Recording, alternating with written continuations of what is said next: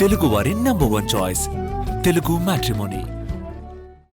నమస్తే. ప్రస్తుతం ఏపీని షేక్ చేస్తున్న ప్రధానమైన కొన్ని అంశాలు ఉన్నాయి. ఆ అంశాలు ఏంటి అనేది ముందు చెప్తాను. ఒకటి, మాజీ ముఖ్యమంత్రి జగన్మోహన్ రెడ్డి ఈరోజు తెలంగాణ సిబిఐ కోర్టులో హాజరు కాబడతాం. సో దాదాపు సుదీర్ఘ కాలం గ్యాప్ తర్వాత 6.5 ఏళ్ళు దాదాపుగా.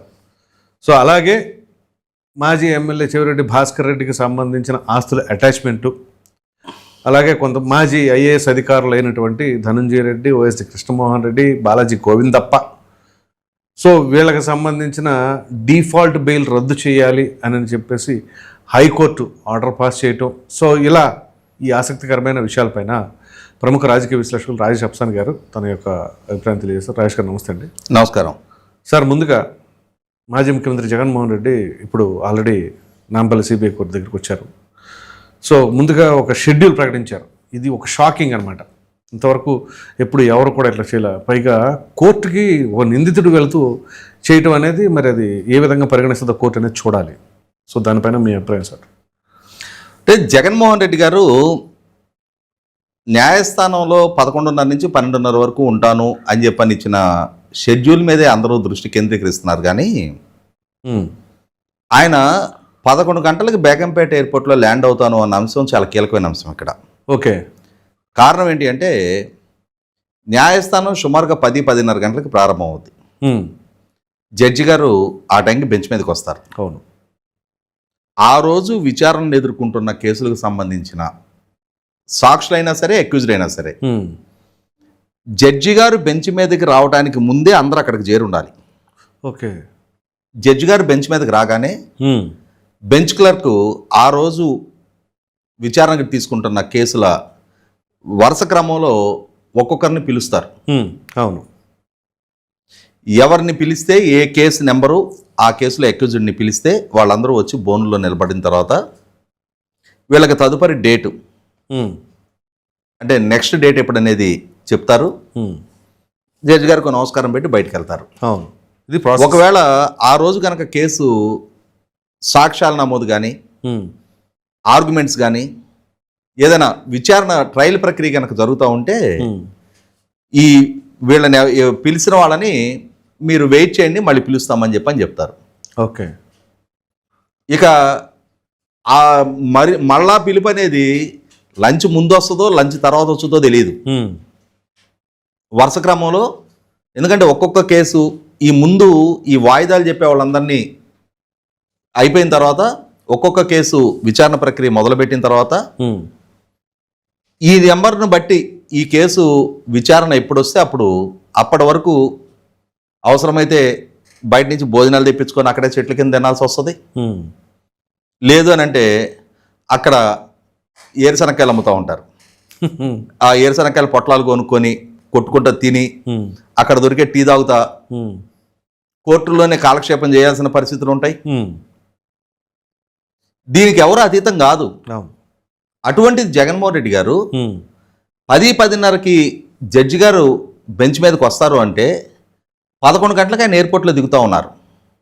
ఓకే. పైగా చూసాం ఇందాక మనం ఎయిర్పోర్ట్లో కొన్ని వేల మందిని సమీకరించేసి వాళ్ళందరూ జిందాబాదులు కొడతా ఉంటే బల ప్రదర్శన ఈయన కారులోంచి బయటకు వచ్చేసి చేతులు ఇట్లా పెట్టి వాళ్ళందరికీ మొక్కుతా ఒక ర్యాలీగా ఇప్పుడు కోర్టుకు బయలుదేరారు ఆయన. అంటే ఎన్ని గంటలకు కోర్టుకు చేరుకుంటాడు ఆయన ఈ ర్యాలీతోటి? ట్రాఫిక్ని స్తంభింపజేసుకుంటా ఎన్ని గంటలకు చేరుకోగలుగుతాడు కోర్టుకి? అంటే ఇక్కడ ఏంటి ఇంటెన్షన్? ఈయన కోసం జడ్జి గారు వెయిట్ చేయాలా? జడ్జి గారు బెంచ్ మీదకి ఎప్పుడు వస్తారని చెప్పని ఎదురు చూడాల్సిన అక్యూజ్డ్. అవును. అతను తన ఇష్టారీతిన, అంటే నాకు వీలు కుదిరిన టైంలో నేను న్యాయస్థానానికి వస్తాను అని చెప్పని న్యాయస్థానానికి ఇతను ఆప్షన్స్ ఇస్తా ఉన్నప్పుడు మరి న్యాయస్థానం దీన్ని ఏ కోణంలో చూడాలి? ఇవాళ న్యాయస్థానం, న్యాయమూర్తి వారిరువురు పట్ల సహజంగా ఎవరికైనా కూడా భయం ఉండాలి, భక్తి ఉండాలి. ఇవి రెండూ లేని ఒక బరితెగింపు ధోరణి ఇతను ప్రదర్శిస్తూ ఉన్నప్పుడు సక్రమంగా సకాలంలో కోర్టు విచారణకు కూడా హాజరు కానప్పుడు, ఓకే, పైగా న్యాయస్థానం ముందు బల ప్రదర్శనకు ప్రయత్నం చేస్తూ ఉన్నప్పుడు న్యాయస్థానాలు ఏ నిర్ణయం తీసుకోవాలి? ఇతను ఒక కండిషన్ బెయిల్ మీద ఉన్న అక్యూజ్డ్. అవును. 12 సంవత్సరాల 7 నెలల 1 నెల మొన్న వచ్చి 27 రోజులుగా ఇతను ఆ బెయిల్ ప్రివిలేజ్ పొందుతా ఉన్నాడు. ఆ ప్రివిలేజ్ పొందటానికి అతను కొన్ని షరతులకు లోబడి ఉంటాను అని చెప్పని సంతకం పెట్టి బెయిల్ పొందాడు. ఆ రోజున ఏం షరతులు? విచారణకి సహకరిస్తా, కేసును ప్రభావితం చేయను, సాక్షులను ప్రలోభ పెట్టను, చట్ట ఉల్లంఘనకు పాల్పడను అని చెప్పని, చట్టానికి బద్దుండే జీవిస్తా అని చెప్పని బెయిల్ తెచ్చుకొని ఇవాళ కేసు విచారణకి సహకరించకుండా న్యాయస్థానం నిన్ను యూరోప్ పర్యటన నుంచి రాగానే 14వ తారీఖు లోపు హాజరు కమ్మన్నారు. అవును. 14వ తారీఖు అన్నది నువ్వే 21వ తారీఖు ఆప్షన్ పెట్టుకున్నావు. సరే 21 బదులు 20వ తారీఖు వస్తున్నాను అనుకున్నావు. నీ న్యాయవాదులు న్యాయస్థానానికి ఇంటిమేట్ చేశారు. ఇంటిమేట్ చేసినప్పుడు 20వ తారీఖు రోజున న్యాయస్థాన కార్యకలాపాలు మొదలయ్యే టైంకి నువ్వు న్యాయస్థానంలో ఉండాలి. రైట్. ఉండకుండా నీ ఇష్టం వచ్చినప్పుడు నీకు కడుపులో న్యాయస్థానం అంటే గౌరవం కానీ భయం కానీ ఉంటే ఏం చేసేవాడివి? నిన్న రాత్రే ఇక్కడికి వచ్చి ఉండేవాడు. నిన్న రాత్రి ఇక్కడికి వచ్చుండి ఎలా న్యాయస్థానానికి వచ్చావో ఎలా వెళ్ళావో కూడా తెలియకుండా న్యాయస్థానానికి వచ్చి హాజరేయించుకొని ఆ ప్రక్రియలో పాల్గొని మళ్ళీ తిరిగి పైన అయ్యేవాడివి. కానీ నువ్వేం చేస్తున్నావు?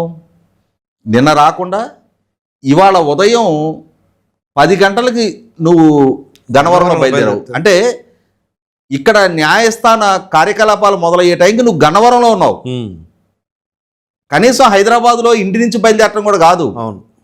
గన్నవరం నుంచి నువ్వు ట్రావెల్ చేసి ఇక్కడికి వచ్చి ఎయిర్పోర్ట్లో నుంచి బయటకు వచ్చి ఈ జిందాబాదులు ఇవి ఆనందం అంతా పొంది అక్కడి నుంచి ర్యాలీగా నీ బల ప్రదర్శన చేసుకుంటా న్యాయస్థానానికి నువ్వు ఎప్పుడు ఏ టైంకి నువ్వు చేరుకుంటే అప్పటిదాకా న్యాయమూర్తి గారు నీ కోసం వెయిట్ చేయాలా? నా ఆలోచన అయితే ఉదయం యాజ్ పర్ షెడ్యూల్ న్యాయమూర్తి గారు ఇతను కేసు టేకప్ చేసి ఇతను వచ్చాడా లేదని విచారించి వాళ్ళ న్యాయవాది చెప్పుకుంటాడు ఏదో, సార్ దారిలో ఉన్నారు సార్, వచ్చేస్తున్నారు సార్, ట్రాఫిక్లో ఉన్నారు సార్ అని ఏదో చెప్పుకుంటారు. సర్లేమని పక్కకు పెట్టి సాయంత్రం మళ్ళీ ఇతను వచ్చిన తర్వాత సాయంత్రం 5ంటికో 6ంటికో జడ్జి గారు దిగిపోయే టైం దాకా ఇతన్ని న్యాయస్థానంలో వెయిట్ చేయించాలి. ఎప్పుడు పిలుస్తారో ఈ వెయిట్ చేయించే క్రమంలో ఎప్పుడు పిలుస్తారో తెలియకూడదు. అవును. కోర్టులోనే భోజనం తెప్పించుకొని తినిపియాలి. ఈ క్రమంలో ఇతని న్యాయవాదులు అలాగే ఇతని కేసులో ఉన్న కో అక్యూజ్డ్ తప్పిస్తే మిగిలిన ఏ ఒక్కడిని కోర్టు ప్రాంగణంలోకి కూడా, ఆఖరికి మీడియా వాళ్ళని కూడా, అంటే ఇతను 10ల సంఖ్యలో కేసులో అక్యూజ్డ్ నెంబర్ 1గా ఉంటే వేల కోట్ల రూపాయల లూటికి పాల్పడ్డాడు అని చెప్పని అరెస్టు చేసి జైలు పాలయ్యి బెయిల్ మీద ఉంటే బెయిల్ షరతులకు లోబడి బతుకుతానని చెప్పని కోర్టు ముందు చేతులు జోడించి సంతకం పెట్టి బయటకు వచ్చిన వ్యక్తి ఇవాళ అతను కోర్టు విచారణకు హాజరైతే అదేదో కోర్టుకేదో అనీవెన్ బెనిఫిట్ చేస్తున్నట్టుగా, నేను వచ్చి న్యాయమూర్తి గారికి కనిపించటమే న్యాయమూర్తి గారికి ఒక వరాలు ఇచ్చే దేవుడు ప్రత్యక్షమైనట్టుగా అతను ఫీల్ అవుతా ఉన్నప్పుడు న్యాయస్థానం సామర్థ్యం ఏంటో, న్యాయస్థానానికి ఉన్న శక్తి ఏంటో, న్యాయమూర్తి గారికి ఉన్న పవర్ ఏంటనేది ఒక అక్యూజ్డ్ న్యాయ వ్యవస్థకి సవాలు విసురుతూ ఉన్నప్పుడు ఆ సవాలుకి న్యాయ వ్యవస్థ దాసోహం అంటదా, లేదు తనకున్న శక్తి సామర్థ్యాలని ఆ అక్యూజ్డ్కి పరిచయం చేస్తుందా? ఇది వాళ్ళ ఒక క్రాస్ రోడ్స్లో న్యాయస్థానాన్ని, న్యాయమూర్తి గారిని జగన్మోహన్ రెడ్డి నిలబెడతా ఉన్నప్పుడు ఈ కాల పరీక్షలో ఏ వైపు మొగ్గుతారు అనేది న్యాయమూర్తి గారు, న్యాయస్థానం నిర్ణయించుకోవాల్సిన అవసరం ఉంది. ఎందుకంటే అతను 11:30 నుంచి 12:30 వరకు నేను కోర్టులో హాజరవుతా. అవును. ఇవాళ 11:30కి అసలు ఇతను హాజరు కానే లేడు అక్కడికి. ఎందుకంటే 11 దాటిన తర్వాత కూడా ఇతను బేగంపేట ఎయిర్పోర్ట్లోనే ఉన్నాడు జిందాబాదులు కొట్టించుకుంటా. ఆ ర్యాలీ ఎప్పటికీ కోర్టుకు చేరుకోవాలి, ఎప్పటికీ ఇతను కోర్టు ప్రాంగణంలోకి అడుగు పెట్టాలి, ఎప్పటికీ న్యాయమూర్తి గారు ఇతన్ని బెంచ్ మీదకి తీసుకోవాలి. కాబట్టి 100కి 100 పాళ్ళు న్యాయస్థానానికి ఉన్న పవర్ ఏంటి అనేది ఒక ఎక్యూజ్డ్కి రుచి చూపించాల్సిన అవసరం న్యాయస్థానానికి ఉంటుంది. ఎందుకంటే 6 సంవత్సరాల నుంచి ఇతను వ్యక్తిగత హాజరు మినహాయింపు పొందుతూ ఉన్నాడు. అవును. ఆ న్యాయస్థానం ఇచ్చిన వెసులుబాటు అది కూడా. నీ మీద నమోదైన కేసులకి నీ ముఖ్యమంత్రి పదవికి సంబంధం లేదు. నీ మీద నువ్వు అసెంబ్లీకి పోటీ చేయడానికి కొన్ని సంవత్సరాల ముందే ఈ కేసులు నమోదై ఉన్నాయి. ఆ విచారణకు నువ్వు హాజరైతే రాల్సిందే. నీ వ్యక్తిగత కేసుల విచారణకి రాష్ట్ర ప్రభుత్వ ప్రజాధనాన్ని ఎందుకు ఖర్చు పెట్టాలి? నీకు భద్రత కావాలంటే నువ్వు వ్యక్తిగతంగా నువ్వు అరేంజ్ చేసుకొని రావాల్సిందే తప్ప రాష్ట్ర ప్రభుత్వ డబ్బు కానీ ప్రజలు కట్టిన పన్ను డబ్బు కానీ ₹1 ఖర్చు పెట్టడానికి వీల్లేదని కనుక ఆ రోజే న్యాయస్థానం కనుక ఆదేశాలు ఇచ్చున్నట్టయితే ప్రతి శుక్రవారం ఏ ముఖ్యమంత్రి పదవి ఉన్న పాదయాత్రకు విరామం ప్రకటించుకొని రాలా విచారణకి. ఇవాళ ముఖ్యమంత్రిగా నా విధుల నిర్వహణకి ప్రతిబంధకం అని చెప్పని, నా భద్రతా ఏర్పాట్లకి ప్రజాధనం ఖర్చు అవుద్ది అని చెప్పని అతను సాగు చూపినప్పుడు ప్రజాధనం ₹1 కూడా ఖర్చు పెట్టడానికి వీల్లేదు. ఇది వ్యక్తిగత హోదాలో నీ మీద నమోదైన కేసులు. దీనికి ప్రజాధనానికి దీనికి సంబంధం లేదు. నీ ముఖ్యమంత్రి పదవికి దీనికి సంబంధం లేదని కనుక ఆ రోజే న్యాయస్థానం కనుక ఆదేశాలు ఇచ్చున్నట్టయితే ఇతనికి నెత్తికెక్కిన కళ్ళు అసలు స్థానంలో ఉండేవి.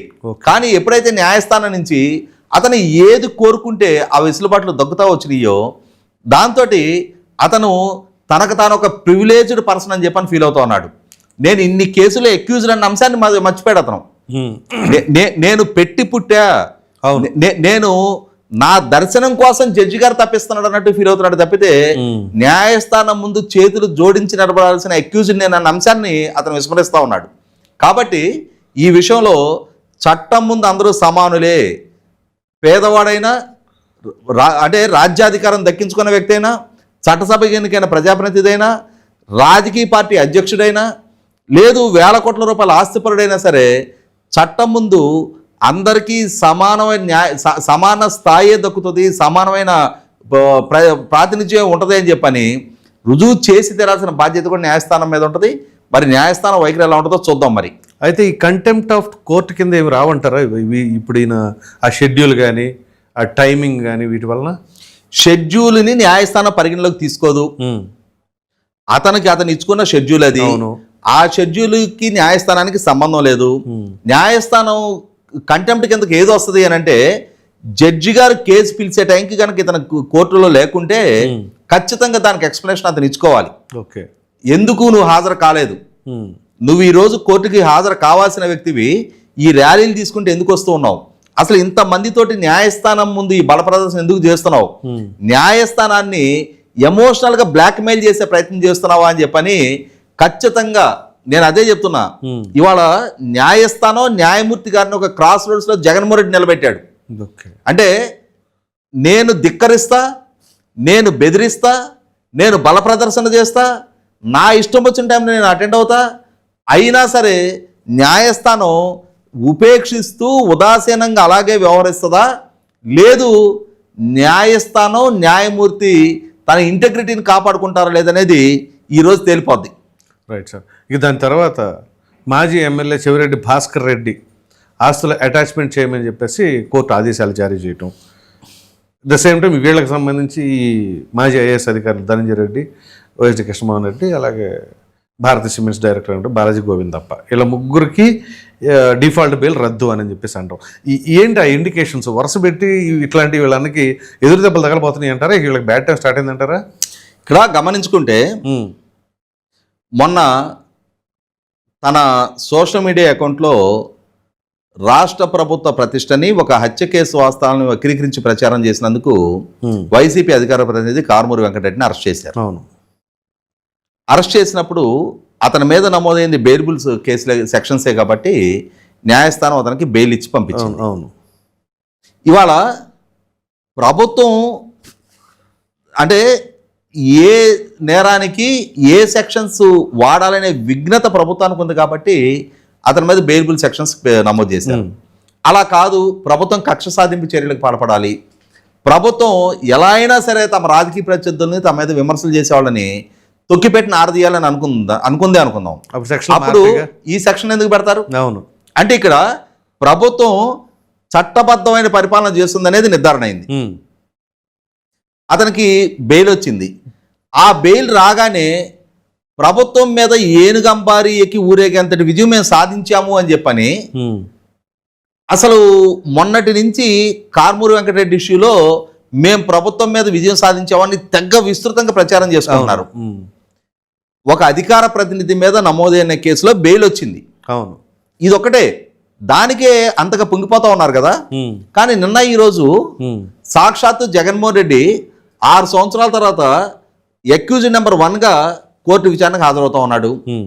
జగన్మోహన్ రెడ్డి గారు చిన్నాయన, ఫార్మర్ టీటీడీ చైర్మన్, ప్రస్తుత రాజ్యసభ సభ్యుడు, మాజీ లోక్సభ సభ్యుడు వైవి సుబ్బారెడ్డి గారు కల్తీ నెయ్యి కేసులో ఈరోజు విచారణ ఎదుర్కొంటా ఉన్నాడు. అలాగే జగన్మోహన్ రెడ్డి గారి ఓఎస్డి, జగన్మోహన్ రెడ్డి గారి పిఏ, భారతి గారి కంపెనీలో ఫైనాన్స్ డైరెక్టర్గా ఉన్న గోవిందప్ప బాలాజీ, వీళ్ళ ముగ్గురికి ఆగస్టు నెలలో ఏసీబీ న్యాయస్థానం ద్వారా దక్కిన డిఫాల్ట్ బెయిల్ నిన్న హైకోర్టులో రద్దు చేయబడింది. అలాగే ఈ జగన్మోహన్ రెడ్డి గారి ప్రభుత్వ హయాంలో మద్యం కుంభకోణంలో అరెస్ట్ అయ్యి జైల్లో ఉన్న మాజీ శాసనసభ్యుడు చెవిరెడ్డి భాస్కర్ రెడ్డి కుటుంబ సభ్యుల ఆస్తులు జప్తు చేయమని చెప్పని వాళ్ళ న్యాయస్థానం ఆదేశాలు ఇచ్చింది. వీటికి తోడు ఈ మధ్యకాలంలో విచారణ జరుగుతున్న నకిలీ మద్యం కేసులో అద్దెపల్లి సోదరుల్ని మరొకసారి కస్టడీకి తీసుకొని విచారిస్తూ వాళ్ళ బ్యాంక్ స్టేట్మెంట్లన్నీ కూడా వాళ్ళ ముందు పెట్టి ప్రశ్నిస్తా ఉన్నారు. ఈ అద్దెపల్లి సోదరులకి అలాగే ఇదే కేసులో అరెస్ట్ అయ్యి జైల్లో ఉన్న జోగి బ్రదర్స్ కి మధ్య ఆర్థిక లావాదేవీలు ఉన్నట్టుగా స్పష్టమైన సాక్ష్యాధారాలతోటి వాళ్ళ ఎదురుగా పెట్టి ప్రశ్నిస్తా ఉన్నారు. అంటే ఒక కార్మూరి వెంకటరెడ్డిది అంతగా ప్రచారం చేసుకొని అంటే ఎక్కడ లేని విజయం మాకు దక్కింది అనుకుంటున్న వైసీపీ పార్టీ నిన్న ఈ రోజు వాళ్ళకి ఎదురైన ఈ ప్రతికూల సంకేతాలు వాళ్ళ అధ్యక్షుడు చిన్నాయన్ నుంచి, మాజీ ఎమ్మెల్యే నుంచి, వాళ్ళ అధ్యక్షుడి రాష్ట్ర ముఖ్యమంత్రిగా ఉన్నప్పుడు ఆయన పిఏ, ఓఎస్డి, వాళ్ళ సొంత కంపెనీలో డైరెక్టర్ల నుంచి ఇన్ని ప్రతికూల సంకేతాలు కళ్ళ ముందు కనిపిస్తూ ఉన్నాయి.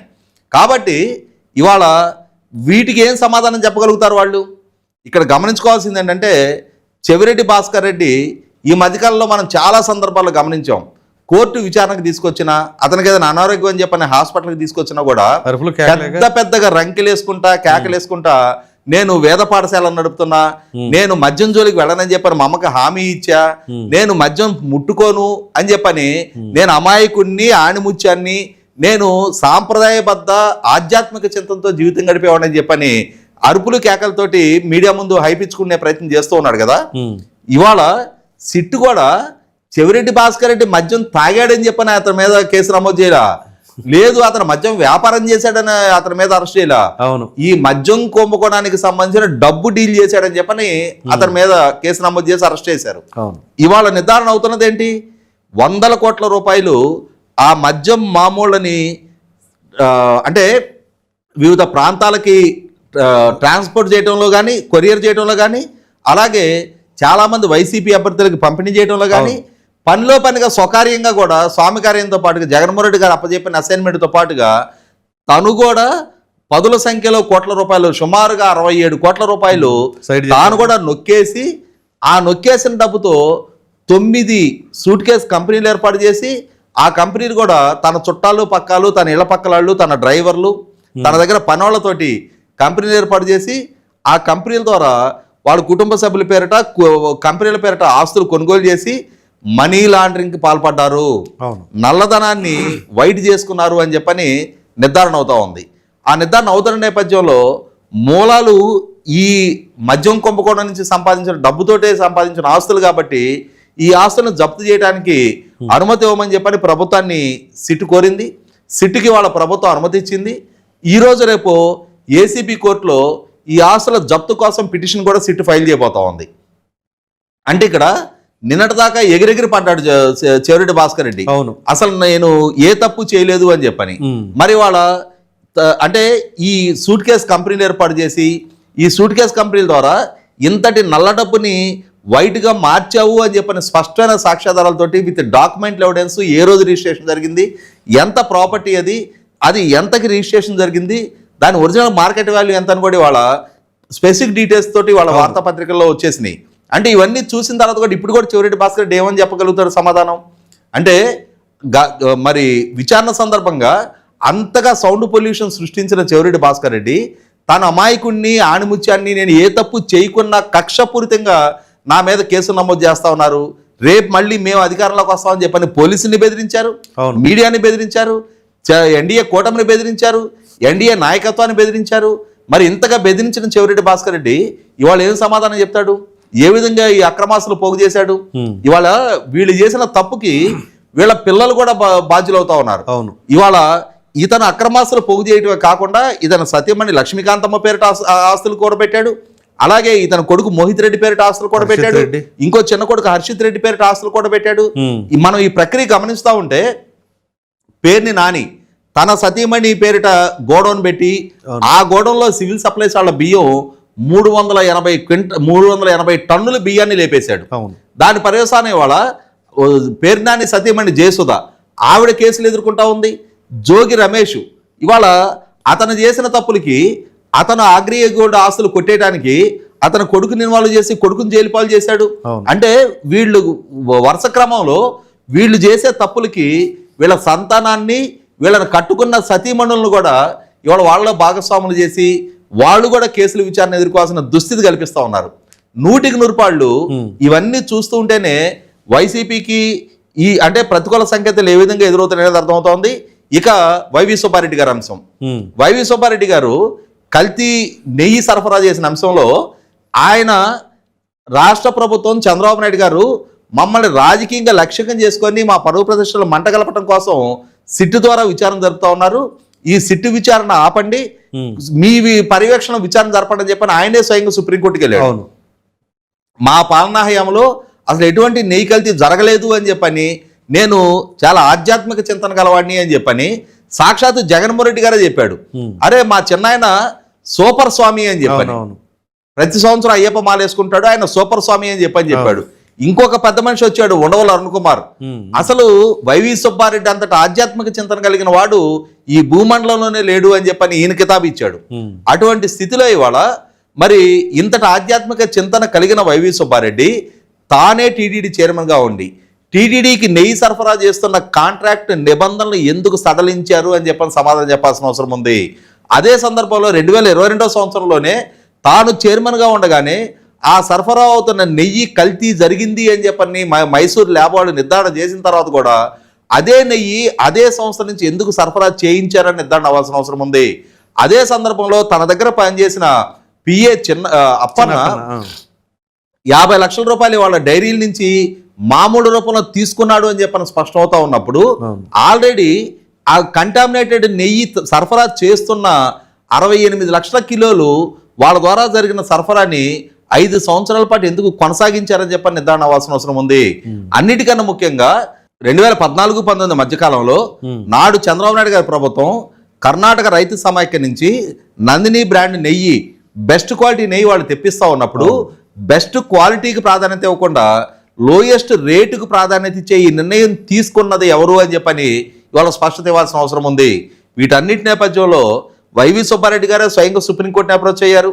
రాష్ట్ర ప్రభుత్వ విచారణ పట్ల మాకు నమ్మకం లేదు, రాష్ట్ర ప్రభుత్వం మమ్మల్ని రాజకీయంగా లక్ష్యంగా చేసుకొని మా మీద కక్ష సాధింపు చర్యల్లో భాగంగా మా మీద విచారణ జరుపుతున్నారు కాబట్టి సుప్రీంకోర్టు పర్యవేక్షణ విచారణ జరపండి అని చెప్పని ఇతను అభ్యర్థించిన మేరకు గౌరవ సుప్రీంకోర్టు సిబిఐ డైరెక్టర్ పర్యవేక్షణలో 2 సిబిఐ అధికారులు, 2 రాష్ట్ర ప్రభుత్వ అధికారులు, national food safety and standard అధికారితోటి విచారణ జరిపి ఇవాళ జరిగిన ఈ కల్తీని నిర్ధారణ చేసి ఇప్పటికే డైరీ యజమానుల్ని కొందరు అధికారుల్ని వైవి సుబ్బారెడ్డి పిఏని కూడా అరెస్ట్ చేసిన నేపథ్యంలో నాడు చైర్మన్గా ఉండి ఈ నిబంధనలన్నీ సడలించి వీళ్ళకి ఈ సరఫరా కాంట్రాక్ట్లు అప్పచెప్పిన వైవి సుబ్బారెడ్డి అసలు సిస్సలు ఈ కల్తీకి మూల పురుషుడు అతనే అని చెప్పని ఇప్పటికే నిర్ధారణ అయింది.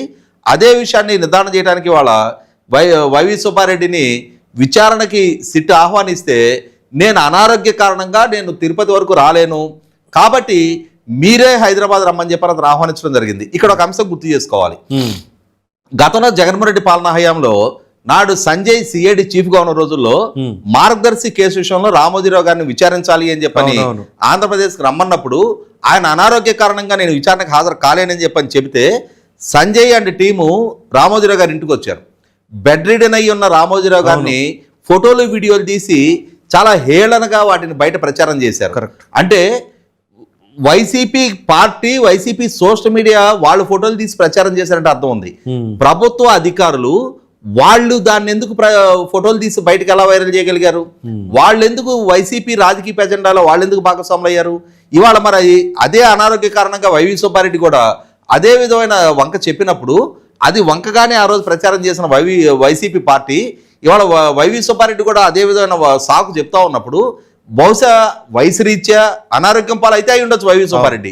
కానీ ఆ రోజు రామోజీరావు గారిని ట్రీట్ చేసినట్టుగానే నేటి ఈ సిట్ కూడా వైవి సుబ్బారెడ్డిని కూడా అదే విధంగా ట్రీట్ చేయాలా? వైవి సుబ్బారెడ్డికి సంబంధించిన ఫోటోలు, అతను విచారిస్తున్న వీడియోలు కూడా బయటికి రిలీజ్ చేసి అతను కూడా హేళన చేయాలా? అంటే ఆ రోజు మీరు ఏమి నేర్పించారో అదే ఈ రోజు మీకు కూడా వర్తింపజేయాలా? నీవు నేర్పిన విద్య కదా నీరజాక్ష అని చెప్పని నీవు ఏ మార్గాన్ని చూపించావు అదే మార్గం ఇవాళ ఇతను కూడా పరిచయం చేయాలా? 100కి 100 ఇవాళ వైవి సుబ్బారెడ్డి ఖచ్చితంగా కోట్లాది మంది శ్రీవారి భక్తులకి సమాధానం సంజాషి ఇచ్చి తీరాల్సిన అవసరం ఉంది. అతని పాలనాహయంలో పాలక మండలి చైర్మన్గా అతను తీసుకున్న నిర్ణయాల పరేశాను 5 సంవత్సరాల పాటు 68 లక్షల కిలోల నెయ్యి లాంటి పదార్థం అంటే 6,800 టన్నులు 340 ట్యాంకర్ల అటువంటి పదార్థాలతో కోట్లాది మంది భక్తుల మనోభావాలను దెబ్బతీశారు. ఇవాళ అంటే నెయ్యే కాని ఒక పదార్థంతో 5 సంవత్సరాల పాటు వీళ్ళు వాళ్ళ స్వామిని అపవిత్రం చేశారు. అటువంటి అపవిత్రానికి వీళ్ళు బాధ్యులై ఉన్నప్పుడు, అటువంటి అపచారం వీళ్ళ చేతుల మీదుగా జరిగినప్పుడు దానికి తగిన మూల్యం వాళ్లే చెల్లించి తెరాల్సిన అవసరం ఉంది. ఫైనల్గా ఒకటి చెప్పండి, నిన్న ఏసీబీ కోర్టు ఇచ్చిన డిఫాల్ట్ బెయిల్ని హైకోర్టు రద్దు చేసింది కదా, మీరు డిఫాల్ట్ బెయిల్ కాదు రెగ్యులర్ బెయిల్కి వెళ్ళండి అని చెప్పేసి దాన్ని ఎలా పరిగణించాలంటారు? ఇప్పుడు వాస్తవంగా ఆగస్టు మొదటి వారంలో నాకు గుర్తున్న వరకు సెప్టెంబర్ మొదటి వారంలో సెప్టెంబర్ 6వ తారీఖు రోజున ధనుంజయ రెడ్డి, కృష్ణమోహన్ రెడ్డి, గోవిందప్ప బాలాజీలకి ఏసీబీ న్యాయస్థానం నుంచి వాళ్ళకి ఎప్పుడైతే డిఫాల్ట్ బెయిల్ దక్కిందో దాదాపుగా నాకు గుర్తున్న వరకు అప్పటికి గోవిందప్ప బాలాజీ 116 రోజులు జైల్లో ఉన్నాడు. వీళ్ళిరువురు కూడా 113 రోజుల పాటు జైల్లో ఉన్నారు. అప్పటికి అన్ని రోజులు జైల్లో ఉన్న తర్వాత వాళ్ళకి డిఫాల్ట్ బెయిల్ ఇవ్వడం జరిగింది. ఆ డిఫాల్ట్ బెయిల్ ఇచ్చిన ప్రాసెస్ లోనే నాడు సిట్టు వైపు నుంచి తీవ్ర అభ్యంతరం వ్యక్తమైంది. ఎందుకంటే అప్పటి వరకు వాళ్ళని పలు దఫాలు రిమాండ్కి పొడిగిస్తూ వచ్చిన న్యాయస్థానం, వాళ్ళ బెయిల్ పిటిషన్ రిజెక్ట్ చేస్తూ వచ్చిన న్యాయస్థానం, వాళ్ళ మీద సబ్మిట్ చేసిన ఛార్జ్ షీట్ని కాగ్నిజెన్స్లోకి తీసుకున్న న్యాయస్థానం, తర్వాత ఇంకా కేసు విచారణ కొనసాగిస్తూ ఉన్న క్రమంలో ఇంకా తదుపరి ఛార్జ్ షీట్లు నమోదు చేస్తామని చెప్పని సిట్టు చెప్పిన మీదట దాన్ని ఛార్జ్ షీట్ అసంపూర్తిగా ఉంది అన్న కారణంగా వీళ్ళ ప్రమేయాన్ని నిర్ధారించే ఛార్జ్ షీట్ ఆల్రెడీ ఫైల్ అయింది. అవును. కానీ కేసు విచారణ ఇంకా కొనసాగుతున్న నేపథ్యంలో, కేసు విచారణలో ఇంకా కొత్త డైమెన్షన్స్ వెలుగులోకి వస్తున్న నేపథ్యంలో, కొత్త వ్యక్తుల ప్రమేయం నిర్ధారణ అవుతున్న నేపథ్యంలో వాళ్ళని విచారించాల్సిన అవసరం ఉంది అని చెప్పని న్యాయస్థానం దృష్టికి సిట్ తీసుకొచ్చినా కూడా సిట్టు వీళ్ళకి అనీవెన్ అడ్వాంటేజ్ కల్పిస్తూ వీళ్ళకి బెయిల్ ఇవ్వడం జరిగింది. ఆ బెయిల్ ఇచ్చిన నేపథ్యంలోనే సిట్టు అప్పటికప్పుడే ఆ బెయిల్ పట్ల అభ్యంతరం వ్యక్తం చేస్తూ ఉన్నత న్యాయస్థానంలో లంచ్ మోషన్ పిటిషన్ ఫైల్ చేశారు. దాని మీద విచారణ జరిగినాయి. సెప్టెంబరు చివరి వారంలోనే జడ్జిమెంట్ రిజర్వ్ చేశారు. ఆ జడ్జిమెంట్ రిజర్వ్ చేసిన మేరకు ఆ రోజు సిట్టుకి ప్రాతినిధ్యం వహిస్తున్న సిద్ధార్థ లుత్రా గారు ఏసీబీ న్యాయస్థాన న్యాయమూర్తి గారు ఏ ఉల్లంఘనలకు పాల్పడ్డారు, ఏ అంశాలను పరిగణలోకి తీసుకోలేదు, సుప్రీంకోర్టు తీర్పులకి భిన్నంగా ఏ విధంగా ఈ తీర్పు ఇచ్చారు అన్న అంశాలని న్యాయస్థానం దృష్టికి తీసుకొచ్చిన మీదట న్యాయస్థానం కూడా సీరియస్గా పరిగణలోకి తీసుకొని నిన్న వాళ్ళకి ఇచ్చిన అంటే సిట్టు వాదనతో ఏకీభవిస్తూ ఏసీబీ న్యాయస్థానం ఇచ్చిన ఈ డిఫాల్ట్ బెయిల్ని కొట్టేయడం జరిగింది. ఇక్కడ గమనించుకోవాల్సింది ఏంటి అంటే ఇదే ఏసీబీ న్యాయస్థానంలో అంటే ఇక్కడ ఏమవుతుంది, ఏసీబీ న్యాయమూర్తి గారు ఇచ్చిన ఈ తీర్పు చట్ట వ్యతిరేకం అని చెప్పని ఏదైతే సిట్టు ఉన్నత న్యాయస్థానం దృష్టికి తీసుకొచ్చిందో ఆ వాదనతో ఏకీపించి ఉన్నత న్యాయస్థానం అంటే వాళ్ళకి ఇచ్చిన బెయిల్ రద్దు చేశారు. అవును. ఇక్కడ గమనించుకోవాల్సింది యాంటీ కరప్షన్ బ్యూరో న్యాయస్థానం. ఆ న్యాయస్థానంలో పదే ఈ విధమైన ఉల్లంఘనలు ఎందుకు జరుగుతూ ఉన్నాయి? గతంలో చూసాం మనం సాక్షాత్తు చంద్రబాబు నాయుడు గారి మీద జగన్మోహన్ రెడ్డి గారి ప్రభుత్వ హయాంలో స్కిల్ డెవలప్మెంట్ కేసు నమోదు చేసిన రోజు ఆయన రాష్ట్ర ముఖ్యమంత్రిగా తీసుకున్న నిర్ణయం ప్రాతిపదిక మీద ఒక కేసు నమోదు చేసే క్రమంలో ఆయనకి నోటీసులు ఇవ్వాలి, ఆయన విచారణకి సహకరించారా లేదా, సహకరించుకుని ఉంటే అరెస్ట్ చేశారంటే అర్థముంది. అవును. లేదు విచారణలో ఆయన ప్రమేయాన్ని నిర్ధారించే సాక్ష్యాధారాలను ఎదురుగా పెట్టి ఆయన ప్రమేయం నిర్ధారణ చేసి అరెస్ట్ చేయాలి. ఇటువంటి డ్యూ ప్రాసెస్ ఏం ఫాలో కాల. అన్నిటికన్నా ముఖ్యంగా ప్రివెన్షన్ ఆఫ్ కరప్షన్ యాక్ట్కి పార్లమెంట్ ద్వారా జరిగిన అమెండ్మెంట్ని బేస్ చేసుకొని 17A కింద గవర్నర్ గారి నుంచి ముందస్తు అనుమతి తీసుకోవాల్సిన అంశాన్ని కూడా ఉల్లంఘించి ప్రభుత్వం ఏకపక్షంగా ఆయన వర్షన్ తీసుకోవడమే ప్రయత్నం కానీ ఆయనకి నోటీసులు ఇచ్చే ప్రయత్నం కానీ ఏమీ చేయకుండా, కనీసం ఆయన మీద ఆరోపణలు ఏంటనేది కూడా ఆయనకి తెలియజేయకుండా, ఆయన ప్రమేయాన్ని నిర్ధారించే సాక్ష్యాధారాలు ఏం ప్రభుత్వం దగ్గర లేకున్నా, ఆయనకి ఆర్థిక ప్రయోజనాలు చేకూరిన ఒక్క సాక్ష్యాధారం కూడా ప్రభుత్వం దగ్గర లేకున్నా కూడా మేము విచారించి నిర్ధారణ చేసుకుంటాము అని చెప్పని ఆయన అరెస్ట్ చేసి రిమాండ్కి తీసుకొచ్చినప్పుడు పదే పదే న్యాయస్థానం దృష్టికి ఈ అరెస్టులో జరిగిన ఉల్లంఘనని చంద్రబాబు నాయుడు గారి తరపు లాయర్లు తీసుకొచ్చినా కూడా ఆ రోజున ఆ జడ్జి గారు కూడా ఆ రోజు కూడా ప్రభుత్వం ఇన్ని ఉల్లంఘనకు పాల్పడినప్పుడు, ప్రభుత్వం ప్రొసీజర్ ఫాలో కానప్పుడు ఆ రోజు మెరిట్స్ ప్రాతిపదికగా చంద్రబాబు నాయుడు గారి రిమాండ్ రిజెక్ట్ చేయాలి. కానీ ఆ రోజు కూడా రిమాండ్కి అలౌ చేసిన తీరు చూసాం మనం. అంటే ఎందుకో తెలియదు, ఏసీబీ న్యాయస్థానం అవినీతి కేసులను విచారించాల్సిన ఏసీబీ న్యాయస్థానం ఎక్కడో ఏదో లోపం జరుగుతుందనేది మనకు అర్థమవుతా ఉంది. ఇవాళ స్పష్టమైన అధికార దుర్వినియోగానికి పాల్పడ్డారు, స్పష్టమైన అవినీతికి పాల్పడ్డారు అని చెప్పని సాక్ష్యాధారాలతోటి వాళ్ళ ప్రమేయాన్ని నిర్ధారించే డాక్యుమెంట్ ఎవిడెన్స్ తోటి ధనంజయ రెడ్డిని, కృష్ణమోహన్ రెడ్డిని అరెస్ట్ చేసినప్పుడు కేసు విచారణ ప్రక్రియ కొనసాగుతూ ఉన్నప్పుడు రాజకీయంగా కానీ అధికారికంగా కానీ అత్యంత పవర్ఫుల్ వ్యక్తులు బయటకి వాళ్ళు వెళితే సాక్షుల్ని ప్రభావితం చేయడానికి ఆస్కారం ఉంటుంది అని చెప్పని సిట్ వైపు నుంచి అభ్యంతరం వ్యక్తం చేస్తున్నా కూడా వాళ్ళకి బెయిల్ ఇవ్వటం ఇవాళ ఆక్షేపణీయంగా ఉన్నత న్యాయస్థానం భావించింది కాబట్టి ఇవాళ వాళ్ళ డిఫాల్ట్ బెయిల్ రద్దు చేయడం జరిగింది. కాబట్టి ఈ విషయంలో న్యాయస్థానాల్లో జరిగే తప్పులను కూడా ఇవాళ న్యాయస్థానాలకు ఇమ్యూనిటీ దృష్ట్యా న్యాయస్థానాల గురించి చర్చించొద్దు అంటారు. కానీ స్పష్టమైన తప్పులు న్యాయస్థానం వైపు నుంచి కనిపిస్తూ ఉన్నప్పుడు పౌర సమాజం వాటిని కూడా చర్చించే తీరాలి. న్యాయ వ్యవస్థ అయిన మాత్రాన సమాజానికి ప్రజలకు అకౌంటబుల్ కాదు అని చెప్పని భావించడానికి వీల్లేదు. ఓకే.